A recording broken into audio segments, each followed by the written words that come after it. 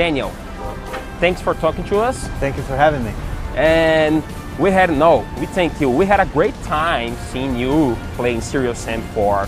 It is a very old school shooter, so we are missing those games right now. We are just talking inside that I love those old shooter games and relaxing games.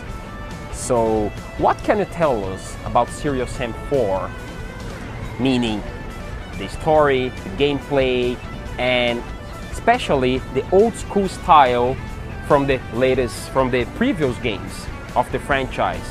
Yeah, well, with Serious Sam 4, this is a game that's been in the works for a long time, and we've had fans asking us about that game for over 7 years now, and we waited for the time to be right, and now it is, because the old school shooters are coming back, and they're coming back with a bang. So Serious Sam is going to come back with a bang. We've kept the old school formula, the thing that made Serious Sam what it is today, but we've improved it and kind of built on it in a way. So we've made it a bit modernized, but not in a way that we lose the identity of the series itself. Yeah, we were just talking inside that I love playing those old school shooter games like Doom from 2016, Wolfenstein. Bethesda is doing a great job in this, but Serious Sam has a very relaxing way. You don't have to take it so serious, and the name is Serious Sam. So what do you think about that nowadays? Are the games taking themselves too seriously? Are we missing those relaxing games to come after our jobs and get on our homes and play those games? I believe we are. Games are taking themselves too seriously. That's not always a bad thing, but when there's a game that's definitely supposed to be something that's really fun and really light, it's a bad thing to take itself seriously, and we've never had that issue. We don't take Serious Sam seriously.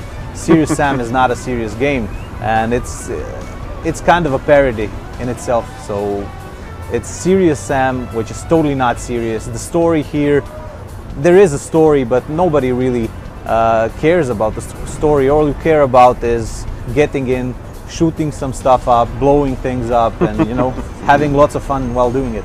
Yeah, and we had a lot of blowing there, and we could see that the game is separated into levels, so it's not like one open world game. It's separated into levels. It's a classic old style shooter, but in the level we have seen the demo.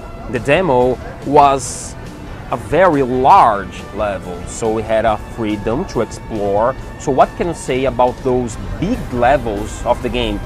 We can explore, we can get side missions, or we can follow the main path. Absolutely, yeah.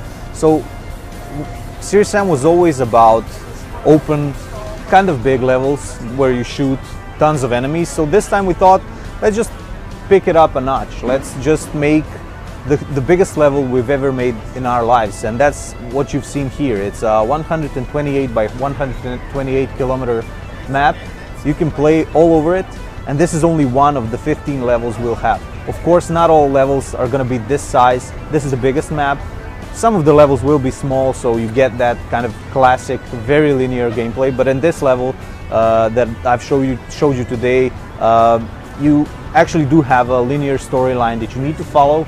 But if you want to explore, we encourage that. So whenever you go off track and you decide to kind of turn away from the paved-in track you're supposed to go, you'll find some secrets, maybe some extra weapons, or some encounters that usually you wouldn't see. So this is how we keep things interesting. Yeah, and there is this Duke Nukem feeling in the game.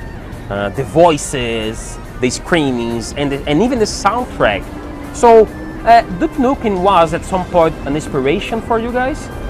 Well, we've always been inspired by very good games, and as long as people enjoy a game, we'll definitely look into it and see how we can make our games better based on that. So yeah, any game that was really good, any old school shooter that was really good was an inspiration in a way.